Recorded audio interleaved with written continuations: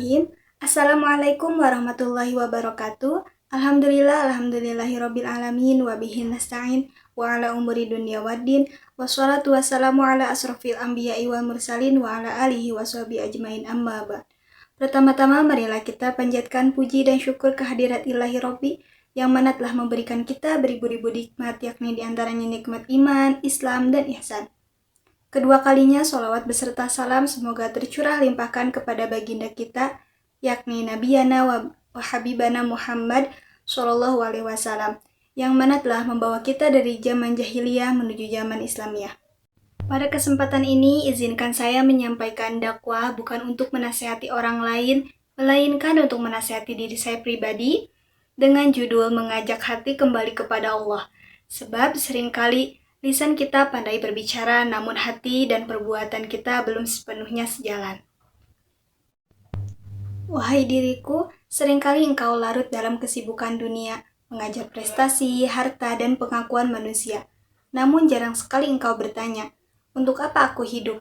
Padahal Allah Subhanahu wa Ta'ala menegaskan tujuan penciptaan manusia dalam Quran Surat Az-Zariyat ayat 56. A'udzu billahi minasyaitonir rajim. Bismillahirrahmanirrahim. Wa ma khalaqtul jinna wal insa illa liya'budun. Shadaqallahul azim. Yang artinya, dan aku tidak menciptakan jin dan manusia melainkan agar mereka beribadah kepadaku. Quran Surat Az-Zariyat ayat 56. Ayat ini menjadi pengingat bahwa hidup bukan sekadar menjalani rutinitas, melainkan pengabdian total kepada Allah. Jika sholat masih sering ditunda, zikir masih terasa berat, dan doa hanya hadir saat kesulitan, maka ada yang perlu dibenahi dalam hati ini. Wahai diriku, engkau mengaku beriman, tetapi sejauh mana iman itu memengaruhi sikap dan perilakumu? Iman bukan sekadar ucapan di lisan, melainkan keyakinan yang hidup dalam hati dan tercermin dalam perbuatan. Rasulullah SAW bersabda, orang yang cerdas adalah orang yang mampu menghisap dirinya dan beramal untuk kehidupan setelah mati. Hadis riwayat Tirmidzi. Hadis ini mengajarkan agar diri ini berani melakukan munasabah. Jangan sampai kita sibuk mengoreksi kesalahan orang lain sementara kekurangan diri sendiri justru diabaikan. Wahai diriku, ilmu dan pengetahuan yang engkau miliki tidak akan bernilai jika tidak melahirkan akhlak yang mulia. Tanyakan pada hatimu, apakah engkau sudah bersabar? Apakah lisanmu masih melukai? Apakah hatimu bersih dari iri, dengki, dan kesombongan? Allah Subhanahu wa Ta'ala berfirman dalam Quran Surat Asy-Syams ayat 9 dan 10. Bismillahirrahmanirrahim. Qad aflaha man zakkaha wa qad khaba man dassaha. Shadaqallahul azim. Yang artinya, sungguh beruntung orang yang menyucikan jiwanya dan sungguh rugi orang yang mengotorinya. Quran Surat Asy-Syams ayat 9 dan 10. Metode irsyad menekankan bahwa perubahan harus dimulai dari kesadaran, bukan paksaan. Maka, bimbinglah diri ini dengan kelembutan, namun tetap dengan ketegasan untuk meninggalkan keburukan. Wahai diriku, ilmu yang engkau pelajari, waktu yang engkau habiskan, jabatan dan peran yang engkau emban, semuanya adalah amanah. Namun, sudahkah engkau menjalankannya dengan sungguh-sungguh? Rasulullah SAW bersabda, setiap kalian adalah pemimpin, dan setiap pemimpin akan dimintai pertanggungjawaban. Hadis riwayat Bukhari dan Muslim. Metode irsyad mengajarkan agar nasihat disampaikan dengan kesadaran, bukan dengan amarah. Maka, nasihatilah dirimu dengan lembut, namun tegas untuk tidak menyia-nyiakan amanah. Wahai diriku, tidak semua yang engkau inginkan harus dituruti. Tidak semua yang engkau sukai membawa kebaikan. Nafsu seringkali tampil seolah-olah benar, padahal ia menjauhkanmu dari Allah. Allah Subhanahu wa Ta'ala berfirman dalam Quran Surat An-Nazi'at ayat 40 dan 41.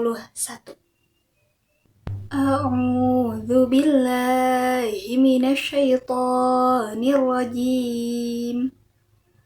Bismillahirrahmanirrahim. Wa amma man khafa maqama rabbih wa nahan nafsa 'anil hawa fa innal jannata hiyal ma'wa. Yang artinya, dan adapun orang-orang yang takut kepada kebesaran Tuhannya dan menahan diri dari keinginan hawa nafsunya, maka sungguh surgalah tempat tinggalnya. Dari ayat tersebut, irsyad mengarahkan agar diri ini belajar menahan, bukan selalu menuntut. Wahai diriku, jangan menunggu sempurna untuk berbuat baik. Kesempurnaan bukan syarat untuk taat. Amal kecil yang dilakukan secara konsisten jauh lebih bernilai di sisi Allah dibandingkan amal yang besar yang hanya sesekali dilakukan. Rasulullah SAW bersabda, amalan yang paling dicintai Allah adalah amal yang dilakukan secara terus-menerus walaupun sedikit. Hadis riwayat Bukhari dan Muslim. Mulailah membimbing diri dengan hal-hal yang sederhana, menjaga sholat tepat waktu, memperbanyak zikir, menjaga lisan, dan menebar manfaat bagi sesama. Wahai diriku, berapa banyak nikmat Allah yang telah engkau terima, tetapi berapa sedikit rasa syukur yang engkau tunjukkan. Engkau sering mengeluh atas kekurangan, namun lupa menghitung karunia yang berlimpah. Allah Subhanahu wa Ta'ala berfirman dalam Quran Surat Ibrahim ayat 7. A'udzu billahi minasyaitonir rajim. Bismillahirrahmanirrahim. Wa idh ta'adzana rabbukum la in syakartum la azidannakum wa la in kafartum inna adzabi lasyadid. Yang artinya, dan ingatlah ketika Tuhanmu memaklumkan, sesungguhnya jika kamu bersyukur, niscaya aku akan menambah nikmat kepadamu. Tetapi jika kamu mengingkari nikmatku, maka pasti azabku sangat berat. Ayat ini seharusnya menjadi bimbingan agar diriku belajar melihat hidup dengan rasa syukur, bukan dengan keluhan. Wahai diriku, jika engkau terjatuh dalam dosa, jangan berputus asa. Allah tidak menutup pintu taubat selama engkau mau kembali. Rasulullah SAW bersabda, setiap anak Adam pasti berbuat salah, dan sebaik-baik orang yang berbuat salah adalah orang yang bertaubat. Hadis riwayat Tirmidzi. Metode irsyad bukan untuk menjatuhkan, tetapi untuk menguatkan. Maka bangkitlah, perbaiki niat, dan lanjutkan langkah. Wahai diriku, sebelum engkau berdakwah kepada manusia, pastikan hatimu telah terlebih dahulu menerima nasihat itu. Karena dakwah yang lahir dari kesadaran diri akan lebih jujur dan lebih mengena. Dan juga, jangan menunggu orang lain menasihatimu, sementara hatimu sendiri memanggil untuk dibimbing. Mulailah berdamai dengan kebenaran dan berkomitmen untuk berubah.